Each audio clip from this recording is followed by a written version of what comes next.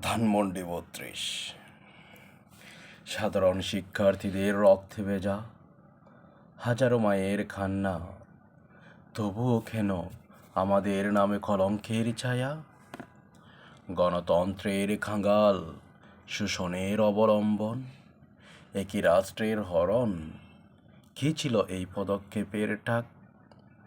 ধিক্কার ধিক্কার এই মুখোশের রাজনীতি, যেখানে হত্যার গল্প পেছনে রয়ে গেছে সেই শত শত মিথ। স্বাধীনতার স্লোগান আজ হাস্যকর, বিক্রি হয়ে গেল দেশ ক্ষমতার পিছনে যা। আমরা কি এমন স্বাধীনতা চেয়েছিলাম, যেখানে মানহীন স্বার্থই থাকে সবচেয়ে বড়? হাসিনার রাজত্বের মাঝে কেমন বেঁচেছিলাম আমরা? একটি দলীয় চক্রান্তের মাঝে জীবন ফেলে দিল সবাই।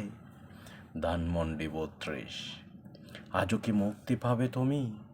পেছনে হাজারো মায়ের কান্না, সেটাই কি স্বপ্ন বাঁচবে? প্রতিবাদ করব আমরা, এদেশ স্বাধীন হবে নতুন করে আবার।